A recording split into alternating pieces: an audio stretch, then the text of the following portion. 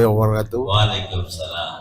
Pak Kiai, kita ada mau tanya, yaitu apabila tadi sampaikan Kiai bahwa kodok itu misalnya puasa kita ada kodok, tapi kebetulan kita laksanakan Senin Kemis, kebetulan kita niatkan dengan kodok dan Senin Kemisnya, boleh nggak Kiai? Itu aja, terima kasih.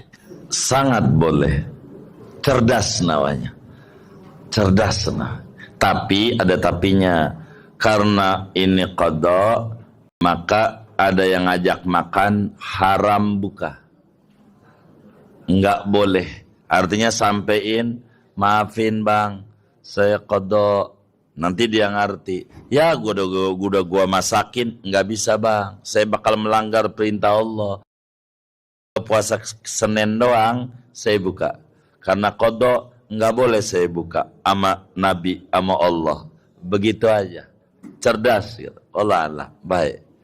Baik. Sholat subuh.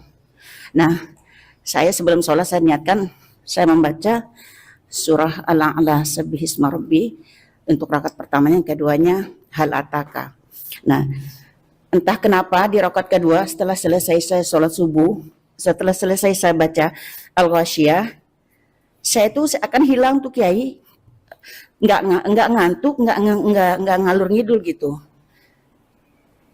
Wallahu alam, dalam diamnya saya pada saat itu sampai dengan begitu saya tersadarkan, saya secara spontanitas membaca surat Al-Fajr ayat 27. Ya ayyuhan nasul mutmainnah, dan seterusnya sampai selesai.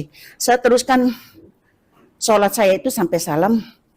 Tapi setelah selesai saya berpikir, tadi itu saya kemana gitu. Tadi saya kemana? Dosa apa saya dengan Allah sehingga saya itu sampai nggak sadar dalam sholat, apa dalam diam saya, apa saya baca surat Al-Fajr sampai ayat 26 ataukah gimana, saya nggak ngerti. Yang mau saya tanyakan, itu kalau secara fikih itu gimana Kiai? Jadi Bunda, sebetulnya sir rahasia perjalanan menuju Allah itu amat sangat pelik, sehingga barang mahal. Yang namanya barang mahal itu black market, sehingga perjalanan itu bisa jadi seperti itu.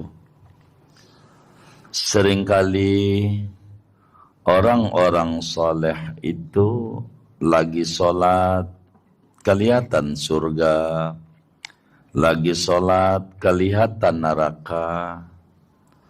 Itu lagi sholat, sehingga mereka sholat menjadi asik adanya. Kadang lagi zikir pun seperti demikian. Kadang perasaan kok ada yang bawa, padahal badannya di situ. Ini perjalanan rohani seorang. Saya mau cerita satu orang untuk perbandingan yang Bunda sampaikan. Ada seorang perempuan pengen banget cium Hajar Aswad, pengen di hatinya nyium Hajar Aswad. Lagi haji, lakinya gak kasih. Kata lakinya, gak usah, itu desak-desakan, nanti repot di kamu. Nggak bisa diizinin bang, saya pengen banget nyium Hajar Aswad. Emang apa? Saya pengen banget menempelkan bibir saya yang kotor ini pada tempat yang ditempelkan oleh bibir mulianya Nabi Muhammad. Biar saya bibir yang kotor menjadi bersih karena mencium bekas Nabi Muhammad. Enggak bisa, kata lakinya begitu. Panjang dialog. Singkatnya, di hati pengen tapi dia tidak boleh melanggar syariat. Laki enggak kasih. Dia duduk, tangisi Rasulullah. Ini ibu duduk tuh di tempat pinggiran gitu. Kan ada pinggirannya tuh, tepiannya di luar mataf, tempat tawaf yang rada ademnya, kurungannya nih. Dia lakinya bingung, hilang sebentar, hilang. Ibu tuh yang di sampingnya hilang sebentar, hilang. Bingung, ditanya lakinya, dari mana? Lah kan tadi saya di sini, tapi kok saya gak lihat. Kata si ibu, saya nggak ngerti. Saya habis nyium Hajar Aswad. Begitu kata dia. Saya habis nyium Hajar Aswad. Habis cium. Abang boleh nih cium kalau nggak percaya. Terus nggak tahu. Ada yang gotong kali. Saya habis nyium barusan nih bang. Habis cium. Padahal dia nggak geser-geser lakinya, nempel di sampingnya. Oh, perjalanan orang bisa begitu bunda. Maksud saya begitu. Jadi terusin aja apa yang bunda lakukan, jalanin. Ketemu macam-macam hal biasa di dalam kehidupan, asal udah menzikir, itu bakal ketemu sesuatu yang mengasihkan pada jiwa. Enak banget hidup, itu begitu. Dan itulah namanya disebut tanda-tanda kebaikan. Itu biasa dalam hidup. Namanya dalam dunia kewalian disebut kasyaf. Disebut ma'unah dan karamah minallah.